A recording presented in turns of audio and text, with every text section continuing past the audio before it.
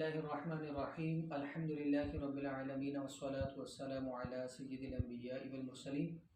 اما بعد فاعوذ باللہ من الشیطان الرجیم بسم اللہ الرحمن الرحیم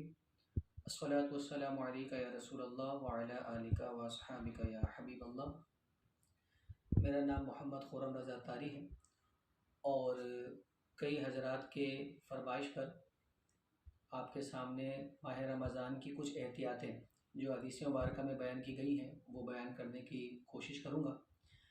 بعض مقامات پر ماہ رمضان کے بارے میں کوئی کس طرح کی باتیں کرتا ہے، اسلامی حقیقت ماہ رمضان کے بارے میں کیا ہے، اور روزے کو پیارے آقا علیہ الصلوۃ والسلام نے کس طریقے سے گزارنے کا حکم ارشاد فرمایا،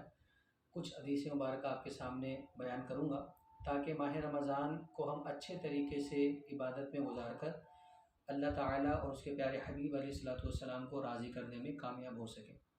بعض مقامات پر جب ہمیں ماہ رمضان کے بارے میں نہیں پتہ ہوتا کہ روزے کو کس طرح گزارنا چاہیے تو ہم اپنی کم علمی کی وجہ سے،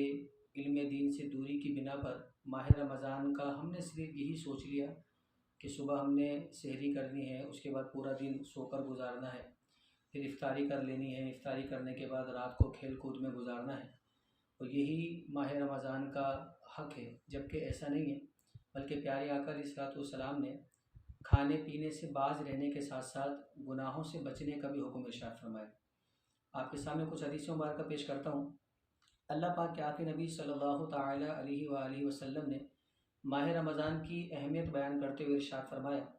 کہ اذا دخل رمضان، کہ جب ماہ رمضان آتا ہے، فتحت ابواب الجنتی، جنت کے دروازے کھول دیے جاتے ہیں، وغلقت ابواب جہنم، جہنم کے دروازے بند کر دیے جاتے ہیں، وسلسلۃ الشیاطین، اور شیاطین کو قید کر دیا جاتا ہے۔ اب ہمارے ذہن میں یہ آتا ہے کہ ہم نے صبح سے شام تک بھوکے پیاسے رہ لیے اور یہی روزہ ہے۔ یہ روزہ تو ہے، لیکن روزے کی جو روحانیت، روزے کی جو برکتیں ہیں وہ کس طریقے سے حاصل ہوتی ہیں؟ وہ بھوکے پیاسے رہنے کے ساتھ ساتھ گناہوں سے بچنے سے بھی حاصل ہوتی ہے۔ اب اگر کوئی شخص بھوکا پیاسا تو رہے لیکن جھوٹ بولنے سے نہ بچے، فضولیات سے نہ بچے، غیبت سے نہ بچے، تو ایسے لوگوں کے بارے میں پیارے آقا علیہ الصلوۃ والسلام نے ارشاد فرمایا کہ من لم یدع قول الزور والعمل به فلیس للہ حاجۃ فی ان یدع طعامہ وشرابہ، کہ وہ شخص کہ جو جھوٹ سے بھی نہ بچے، جھوٹ پر عمل کرنے سے بھی نہ بچے، یعنی نہ جھوٹ کو چھوڑے نہ جھوٹ پر عمل کرنے کو چھوڑے، تو اللہ تبارک و تعالیٰ کو اس کے بھوکے پیاسے رہنے کی کوئی حاجت نہیں ہے۔ اس حدیث مبارکہ سے معلوم ہوا کہ اگر کوئی روزہ تو رکھے لیکن جھوٹ بولنا نہ چھوڑے، برے کاموں سے نہ بچے، تو اس کے بھوکے پیاسے رہنے کی اللہ تبارک و تعالیٰ کو کوئی حاجت نہیں۔ اسی طریقے سے ایک اور حدیث مبارکہ آپ کے سامنے پیش کرتا ہوں۔ پیارے آقا علیہ الصلوۃ والسلام نے ارشاد فرمایا کہ اذا صمتا، کہ جب تم روزہ رکھو، جب تو روزہ رکھے، اذا صمتا، جب تو روزہ رکھے، فلیصم سمعک و بصرک و لسانک عن الکذب والمحارم، تو بس چاہیے کہ اپنی آنکھ، اپنی کان اور اپنے زبان کو بھی حرام کردہ چیزیں اور جھوٹ سے بچائے۔ تو معلوم ہوا کہ روزہ جس طریقے سے انسان کا ہوتا ہے کھانے پینے سے رکنا، اسی طریقے سے اس کا جھوٹ سے بچنا، اس کے حرام کردہ چیزوں سے بچنا، یہ بھی روزے کا ایک حق ہے۔ تو ماہ رمضان ہم نے پا تو لیا، اب اگر ہم چاہتے ہیں کہ ماہ رمضان میں ہم خوب نیکی کر کے اللہ پاک کو راضی کر لیں، تو ہمیں چاہیے کہ ہم ماہ رمضان میں خوب اللہ تعالیٰ کی عبادت کریں، روزے کے ساتھ ساتھ تلاوت قرآن کی کثرت کریں، تراویح بھی پڑھیں، جھوٹ سے بچیں، حرام کردہ چیزوں سے بچیں،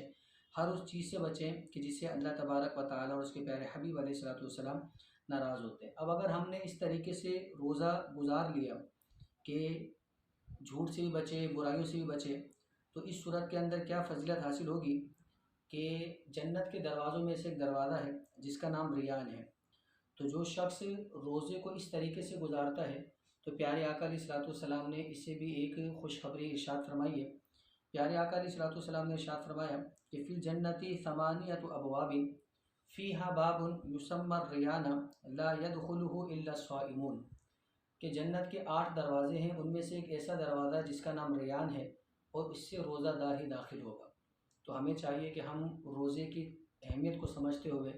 روزے کا جو حق ہے اس کے مطابق روزہ گزاریں، اللہ تعالیٰ کی خوب عبادت کریں تاکہ ہم اللہ تبارک و تعالیٰ کو راضی کرنے میں کامیاب ہو گئے۔ اگر ہم سستی کریں گے اور ماہ رمضان کو عام مہینوں کی طرح گزار دیں گے تو یہ بہت بڑا نقصان ہے۔ حدیث مبارکہ میں آتا ہے کہ اگر لوگوں کو معلوم ہو جائے کہ ماہ رمضان میں ان کے لیے کیا فضائل و برکات ہیں تو لوگ تمنا کریں کہ پورے سال ہی رمضان ہو۔ اللہ تبارک و تعالیٰ سے دعا ہے کہ اللہ تبارک و تعالیٰ ہم نے جو حدیث مبارکہ سنی اسی کے مطابق ماہ رمضان کو گزارنے کی توفیق عطا فرمائے، خوب اللہ تعالیٰ کی عبادت کرنے کی توفیق عطا فرمائے۔ معلوم ہوا کہ روزے رکھنے کی جو اسلامی حقیقت ہے وہ یہی ہے جو میں نے آپ کے سامنے بیان کی۔ اللہ تبارک و تعالیٰ مجھے بھی اور آپ سب کو بھی خوب روزے کے اندر عبادت کرنے کی توفیق عطا فرمائے۔ آمین بجاہ النبی الامین صلی اللہ علیہ وسلم۔ السلام علیکم ورحمۃ اللہ وبرکاتہ۔